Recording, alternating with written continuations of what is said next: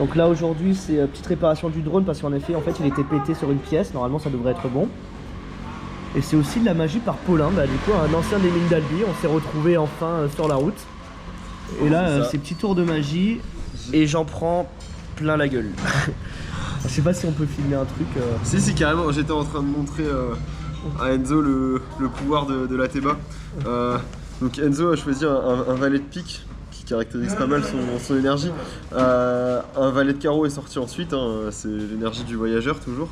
Ce qui serait intéressant c'est d'essayer d'aller un petit peu plus loin. Pour aller plus loin, je sais pas, on peut prendre un cœur comme ça, tu vois. Ouais. Et là si on prend la Teba, tu vois, on donne juste un petit coup, tac, comme ça, paf, ça fait un valet de cœur. Après le valet de... Il manque le valet de trèfle. Bon, il manque le valet de trèfle. Ouais, il suffit juste d'avoir un petit peu de chance. Tiens, prends la Teba. Ouais. Tu vas juste donner un petit coup comme ça dessus. Allez, paf. T'as senti ce qui s'est passé? Alors, je crois que t'as retourné une carte là, tu vois, et c'est le valet de trèfle. Voilà, si vous avez des questions, c'est laboratoire Rhapsody des mines d'Albi. J'ai appris tout ça quoi. Mine d'Albi représente. C'est ça, RPZ. Voilà, là ça fait 10 minutes, je piche que dalle, c'est génial.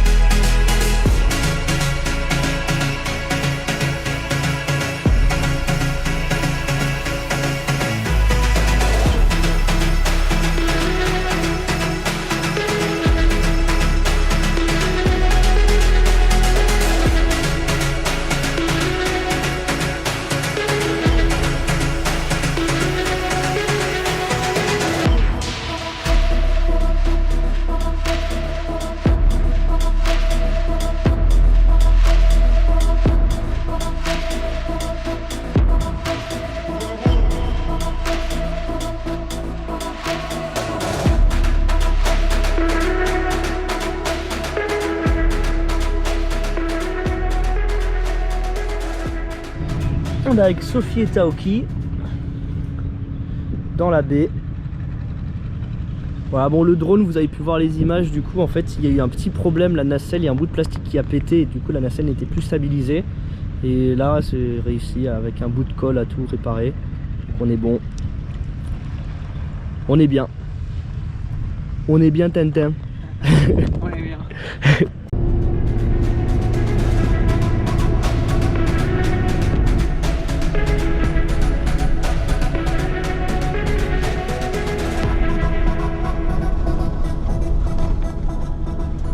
Après 4 heures de trajet vers Hanoï puis 6 heures vers Cao Bang, je suis enfin arrivé.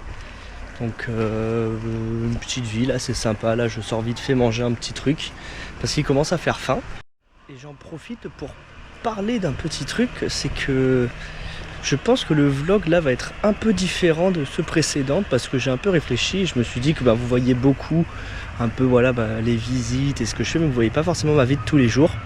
Là on voit surtout dans le noir. Donc je me suis dit que ça pouvait être intéressant de peut-être changer un peu et de faire un vlog où je montre un peu plus la vie de tous les jours, donc les auberges, où est-ce que je mange et compagnie. Donc en fait c'est un peu difficile de filmer sa vie de tous les jours avec toutes les personnes autour, mais je peux essayer. Donc voilà, je vais essayer de filmer un peu plus mon quotidien, qu'est-ce que je fais tous les jours. Donc ça fera peut-être un vlog un peu plus long, mais peut-être un peu plus sympa, donc j'attends vos retours en commentaire pour me dire si vous kiffez. On sent déjà que ici c'est bien plus local et qu'ils sont bien moins habitués au tourisme. Toutes les personnes me regardent un peu, tout le monde dit bonjour et tout, donc ça fait 10 minutes, c'est très sympa, donc j'ai hâte de voir destination un peu plus locale et touristique, ça va faire plaisir à voir. Et puis voilà, j'attends vos retours, je vais essayer de filmer un peu plus le quotidien, essayer de faire les efforts et vous me direz en commentaire ce que vous en pensez, si vous voulez voir plus dans ce genre là ou vraiment plus comme c'était avant, donc plus focus sur les activités, pourquoi pas. Ça, je suis dans un petit restaurant, hello. Très local. Du coup voilà, je n'ai aucune idée de ce que j'ai commandé, mais c'est rigolo. Avec la bière que je savais que je prenais. Bon, c'était prévisible, je me fais inviter à manger, prends des shots. J'ai fait 10 mètres et je me suis fait inviter à une table. Coucou tout le monde, voilà. Et je me fais réinviter à prendre des verres avec l'alcool de riz, le fameux. Toujours au même endroit. On a pris je ne sais pas combien de shots d'alcool de riz. Zéoga. Vietnamese. Vietnam number one. Đây, trứng vịt lộn. Ça. C'est de l'alcool de riz. Là on a des œufs un peu, c'est un plat traditionnel. C'est incroyable. Les personnes ici sont géniales. Vous voyez en mode local à chaque fois ce que je vis, comme ça vous pouvez goûter, c'est vraiment n'importe quoi. Voilà mon dortoir. Avec mon sac. Un peu défait. Il va falloir que je fasse une machine d'ailleurs. Commence à être plein. Voilà. Petite serviette donnée par l'auberge. Et voilà, petit dortoir. Un nounours et un petit espace commun. Ça c'est très rare d'avoir ça dans le dortoir. Coucou le petit chat.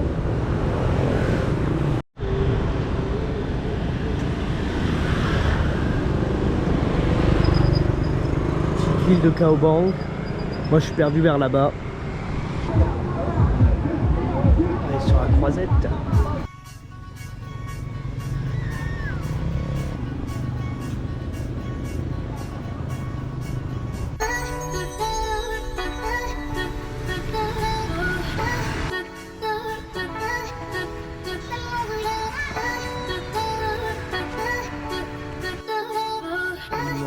Chez nous.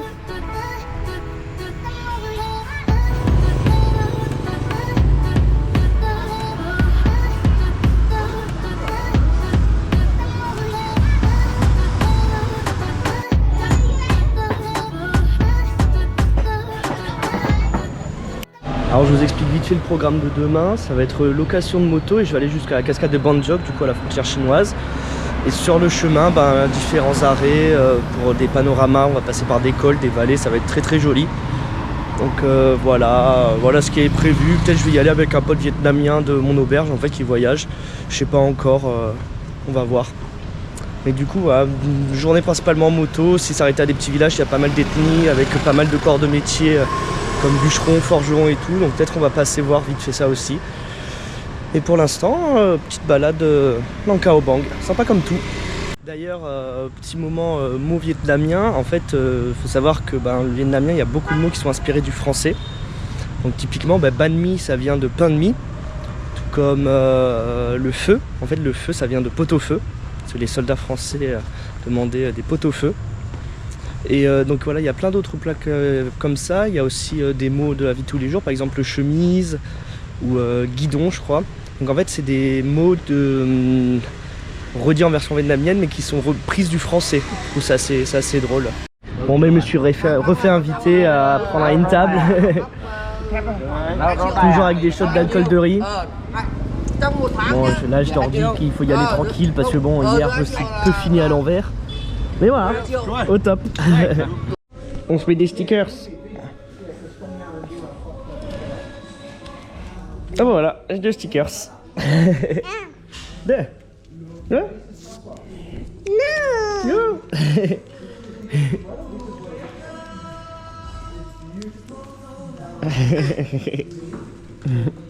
Hello. Hello.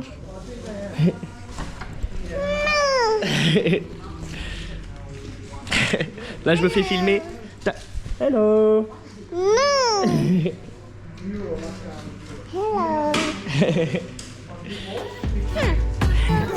Hello.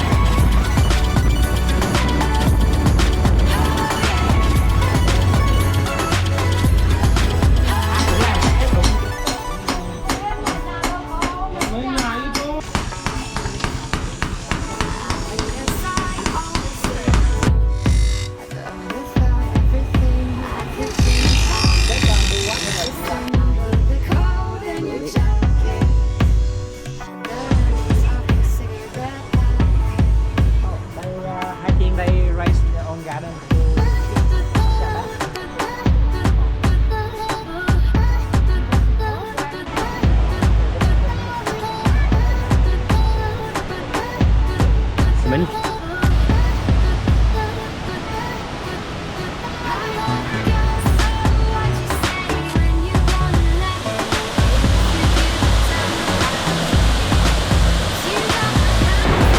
Et là, juste en face de la rivière, là, tout ça, c'est la Chine.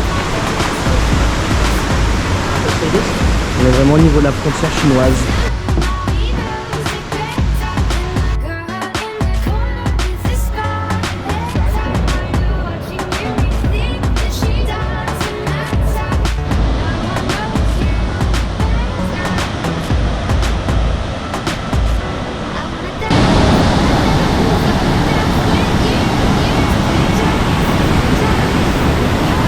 Là, on est avec le groupe de photos de l'hostel.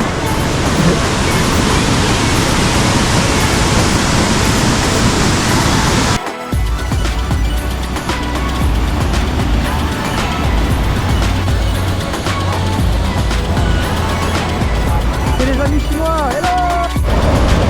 Et voilà la Chine. Ce que je filme là, c'est la Chine avec des...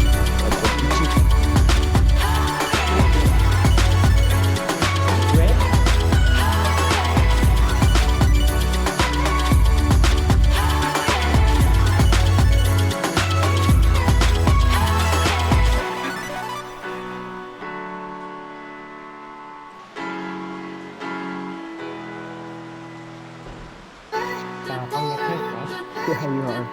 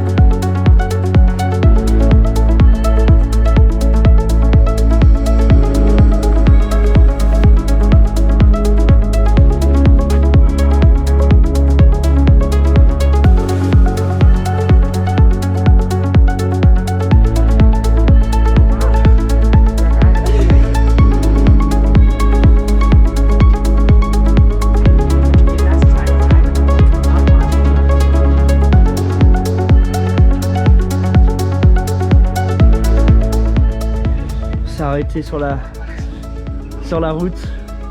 Petit shot d'alcool de riz pour donner du courage. Ça va le faire. On va rentrer vivant. Il fait nuit. Il est 10h. On va tranquillement vers une autre destination. Et là, on s'est arrêté manger. Un petit sandwich. Et on va faire un petit kebab.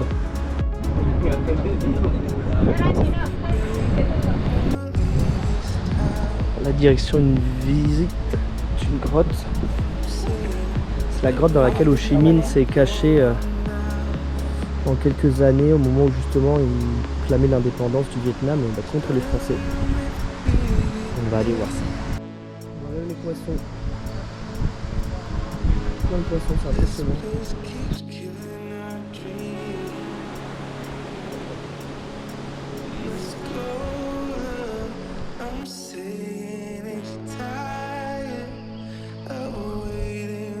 Là, c'est l'endroit où Ho Chi Minh avait l'habitude de pêcher. Il y a pire comme endroit.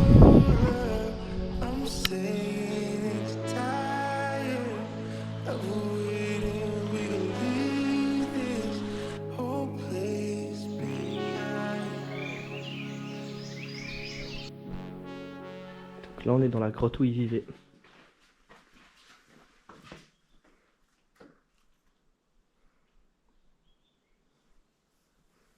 Petit 30 mètres carrés. Moins cher qu'à Paris. Hein. Donc, petit cours d'histoire. Ho Chi Minh, en fait, c'était un peu le leader donc, de la sorte de révolution d'indépendance contre les Français. Et puis ensuite, ça a été aussi le leader justement donc, du nord du Vietnam contre les Américains. Et ici, c'est vraiment presque un dieu, énormément respecté, au point que, par exemple, on n'a pas le droit, au Vietnam, de critiquer publiquement Ho Chi Minh au point d'aller en prison. C'est une personne qui est extrêmement respectée. On attend la voiture électrique. Sympa comme tout. Ben voilà, on a fait la petite grotte, c'était sympa. En plus, on a rencontré plein d'autres Vietnamiens avec qui on a un peu parlé. Bon, ils parlaient en vietnamien et du coup, on me traduisait. Mais très sympa, très sympa. Je suis le seul Européen dans le coin. Là. Très très cool. Et d'ailleurs, c'était assez drôle parce que sur le chemin pour se rendre vers la grotte, je me suis fait arrêter en fait par un mec qui était en scooter. Alors, il nous a demandé de nous rabattre et tout, et en fait il nous a demandé ça juste pour prendre une photo avec moi. En fait il m'a vu passer sur la route, il est vite monté sur son scooter et il est parti demander une photo et il est reparti. Je suis un peu ici, ça fait des fois un peu impression star, c'est assez marrant. Oh hello. Hello.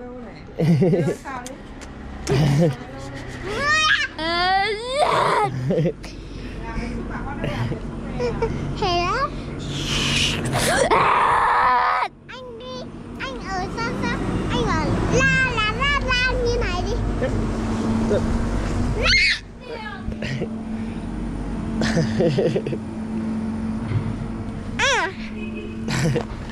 Hello. Hello. Em về.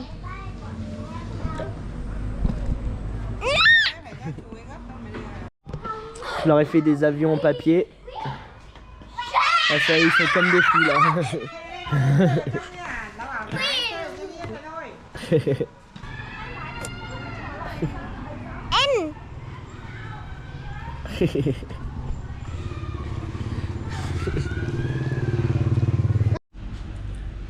Donc voilà, vlog avec un peu la vie de tous les jours.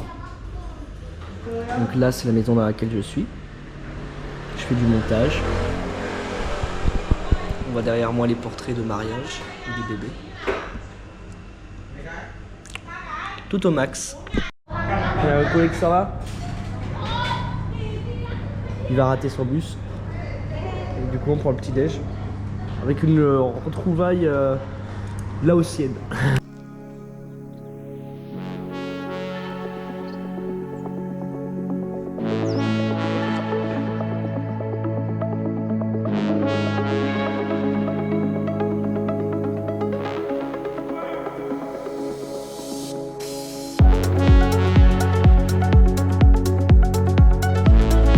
On va pas se mentir, je suis complètement perdu.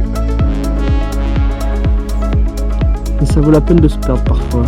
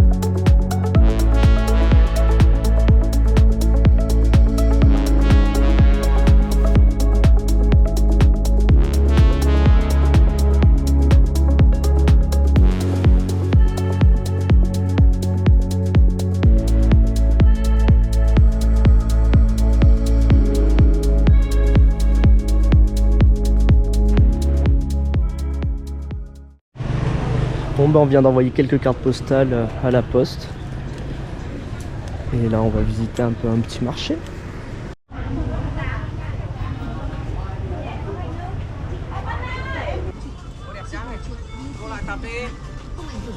Giờ này giờ nghỉ rồi, lại xong đến chụp đi.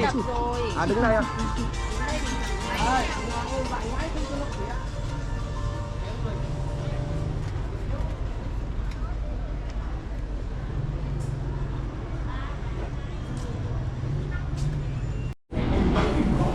Chez le coiffeur.